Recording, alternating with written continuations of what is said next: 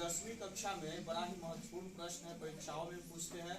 प्रथम शाब्दिक परीक्षा है, चाहे द्वितीय शाब्दिक परीक्षा है, टेस्ट परीक्षा है, या बोर्ड का जो मेन एग्जाम है उसमें भी यह पूछा जाता है कि अवतल दर्पण चाहे उत्तल दर्पण की जो फोकस दूरी होती है उसके वक्रता त्रिज्या की क्या होती है, आधी होती है। और फोकस दूरी होती क्या है, तो दर्पण के ध्रुव और उसके मुख्य फोकस के बीच की दूरी को क्या कहा जाता है, फोकस दूरी कहा जाता है। और वक्रता त्रिज्या क्या है, तो दर्पण के ध्रुव से उसके वक्रता केंद्र को मिलाने वाली जो रेखा होती है उसको दर्पण की वक्रता त्रिज्या कहते हैं। तो ये कह रहा है कि किसी अवतल दर्पण की जो फोकस दूरी होती है उसके वक्रता त्रिज्या की आधी होती है। तो इसके लिए हम सबसे पहले क्या करेंगे, एक एक्स वाई अवतल दर्पण बना लेंगे।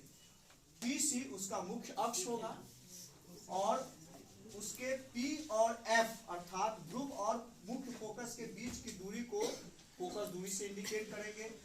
उसके मुख्य ध्रुव और उसके वक्रता केंद्र के बीच की दूरी को वक्रता त्रिज्या जिसको कैपिटल R से इंडिकेट करेंगे।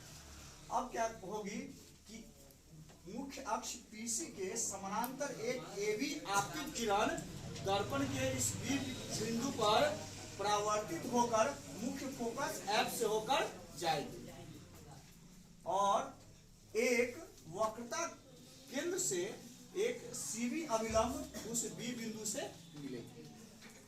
तो जो हमने डायग्राम बनाया है उसमें जो चीजें हम देख रहे हैं उसको हम लिखेंगे। क्या लिखेंगे, तो माना कि XY एक अवतल दर्पण है जिसके मुख्य अक्ष PC के समानांतर AB किरण आ रही है जो दर्पण के B बिंदु से परावर्तित होकर मुख्य फोकस F से होकर गुजरती है। PF बराबर स्मॉल f हो जाएगा और PC इक्वल हो जाएगा कैपिटल R हो जाएगा। अब CV जो दर्पण का अभिलंब होगा वह B बिंदु से मिलेगा।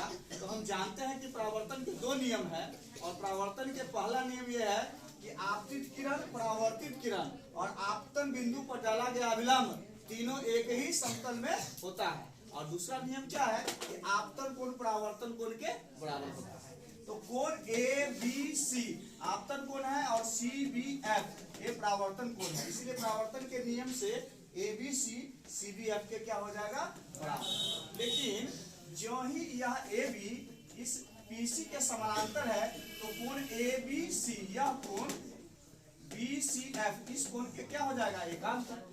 अब देखिए ABC इस कोण के भी बराबर है और यही ABC इस कोण के भी बराबर है। तो इस स्थिति में यह दोनों कोण अर्थात CBF BCF के यह कोण इस कोण के क्या हो जाएगा, बराबर। और हम जानते हैं कि किसी त्रिभुज में दो कोण बराबर हो तो ऐसी स्थिति में क्या होता है, वह त्रिभुज क्या हो जाता है, समद्विबाहु। तो CBF क्या हुआ, समद्विबाहु त्रिभुज हुआ। तो जो ही समद्विबाहु त्रिभुज हो गया तो इसका यह CF उसके BF के क्या हो जाएगा, बराबर। यह भुजा इस भुजा के बराबर होगा। अगर हम यह अनुमान लगाए कि B P के निकट हो अर्थात यह पैरेलल हो, स्ट्रेट हो, बिल्कुल B P के निकट हो, तो इस स्थिति में यह BF किसके बराबर हो जाएगा, PF के।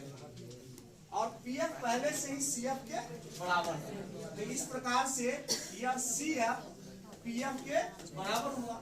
अब किसी रेखा के दो हिस्से आपस में बराबर हो तो इस स्थिति में क्या होता है, दोनों उस पूरे रेखा के आधे होते हैं। तो CF PF के बराबर है, दोनों PC का हिस्सा है तो PC का वो क्या हो जाएगा, आधा। अब PF का वैल्यू हम जानते हैं क्या है, मुख्य फोकस दूरी है उसका, तो उसको स्मॉल f से इंडिकेट करेंगे, इसीलिए हुआ है स्मॉल f।